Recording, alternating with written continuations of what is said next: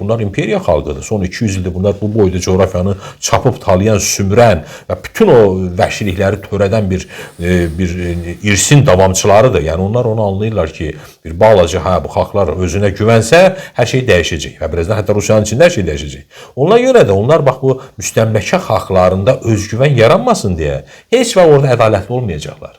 Heç vaxt elədikləri cinayətləri boyunlarına almayacaqlar. Aldıqlarını da elə eləyəcəklər ki, deyir o, nə bilim, o üzrü qəbahətindən betər olacaqdır. Yəni elə üzrxalıq eləyəcəklər ki, deyəcəyin ki, bunu eləməsələr yaxşı olardı. Amma Azərbaycan da yəqin ki, mövqeyini dəyişməyəcək. Mən də düşünürəm ki, Azərbaycanın bir dənə xətti var, bir doğru istiqaməti var. O da Rusiyadan qurtulmaq. Rusiyanın nüfuz dairəsindən qurtulmaq, Rusiyanın o hərbi, siyasi, geopolitik belə də məngənəsindən çıxmaq. Bunun üçün təbii bir məsələ daxildə. Ölkənin içərisində xalqla dövlətin qaynayıb qarışmasıdır. O millətin içərisində dedim ki, o milli demokratik qüvvələrə yaxınlaşmaq, dəstəkləmək, çuğlaşmaqdır. Yəni dövlətlə xalqın birliyinin yaranması çox vacibdir. O antimilli qüvvələri də belə də heç bir o təzyiqlərə, filanlara fikir vermədən təmizləmək lazımdır. Təbii ki, Rusiya təzyiq göstərəcək, açıq və gizli şəkildə qoruyacaq, məsələn o buradakı öz adamlarını müdafiə edəcək, amma dövlət ona görə əhəmiyyət verməsin. Əhəmiyyət verməsin, çünki xilas buradadır. Nə qədər tez onlardan qurtuldun, nə qədər tez o sıraları sağlam adamlarla, milli insanlarla gücləndirdin, sən bir o qədər güclənəcəksən. Artıq daxildən səni yıxa bilməyəcək. Qalacaq kənar təsir, məsələn, hücum etmək, o da hər şey bağlıdır Ukrayna. Əgər Ukraynada qalib gələcəksə, ondan sonra aydın məsələdir ki, o saldıracaq, hər tərəfə saldıracaq.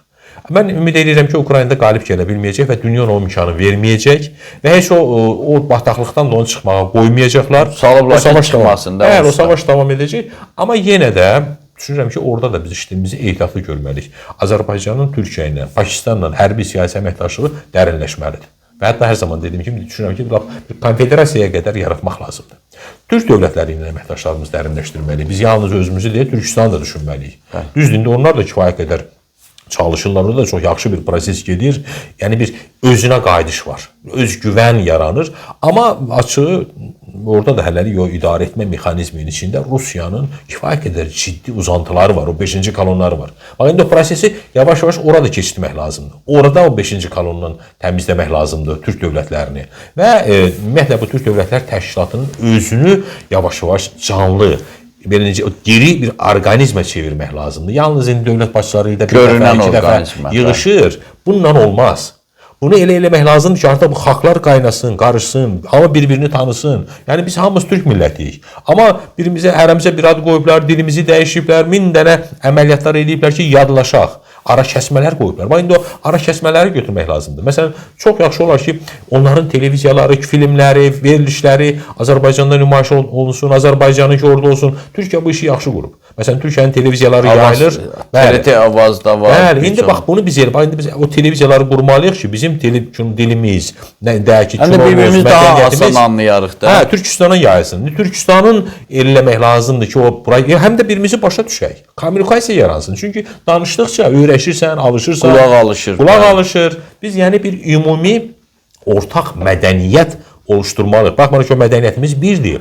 Amma bu son 100 ildə xüsusilə Ruslar çalışıblar ki, bizi tamamilə birbirimize yadlaşdırsınlar. Bax, indi biz o yadlaşmanı əksinə başlatmalıyıq. Yenidən biz bir-birimizə qayıtmalıyıq, qaynayıb qarışmalıyıq.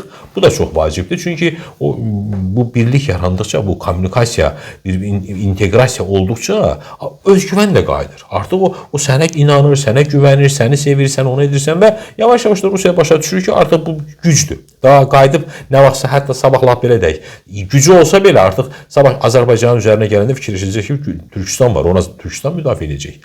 Dəlki Türkistanın üzərinə gələndə fikirləşəcək ki, Türkiyə var bunun arxasında. Biz nəhayət, yəni o dünyadakı o müxtəlif o belə deyək, siyasi o konfigurasiyalar, geopolitik oyunlar üzərindən deyil. Yəni sonsuza qədər onlarla vasitəsilə özümüzü qoruya bilmərik. Amerika bizi qorusun, Avropa qorusun, yox. NATO var falan. Biz nəhayət özümüz bir güc mərkəzinə çevrilməliyik ki, sabah üstümüzə gələn qüvvənin üzərində dayana bilək, vuruşa bilək. Bir vaxt bu millət dünyada imperiyaları olan, dünya ağalıq edən bir millət olub. İndi parçalayıb, qorxudub, zəiflədib, bunlardan bir fərqli bir şey yaradıblar. Biz indi onu dəyişməliyik. Dünya güclərin dünyasıdır. Çox təəssüf ki, hələ bu mərhələdə hüquq ikinci plandadır. Kimin gücü varsa, dünyada söz yiyəsi odur. Biz də o gücə sahib olmalıyıq ki, öz taleyimizin hakim olaq.